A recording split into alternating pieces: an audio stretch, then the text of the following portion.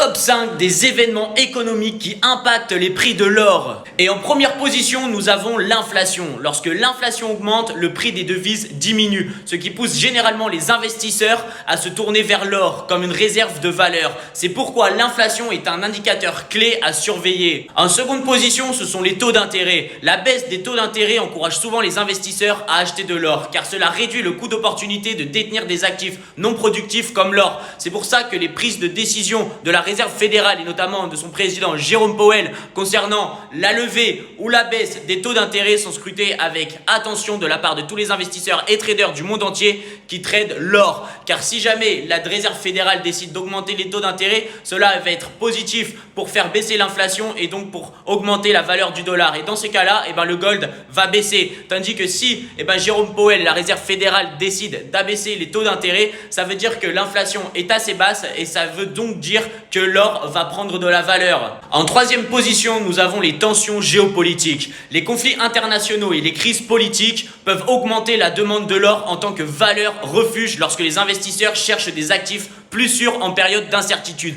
On a notamment vu le gold avoir un pic à 2080 $ l'ounce lorsque la Russie a déclaré la guerre à l'Ukraine. Et en quatrième position, c'est le dollar américain. Lorsque le dollar faiblit, l'or devient plus attrayant pour les investisseurs internationaux car il est généralement coté en dollars. C'est pour ça que sur MetaTrader, il s'appelle XAUUSD. Ça veut dire que l'or est indexé directement au dollar. Ce qui signifie que quand le dollar prend de la valeur, le gold perd de la valeur. Et lorsque le gold prend de la valeur, le dollar perd de la valeur. Et en cinquième position, c'est la demande de bijoux et d'industrie. Les variations dans la demande de l'or pour la fabrication de bijoux et pour des applications industrielles peuvent influencer l'offre et la demande globale d'or sur le marché.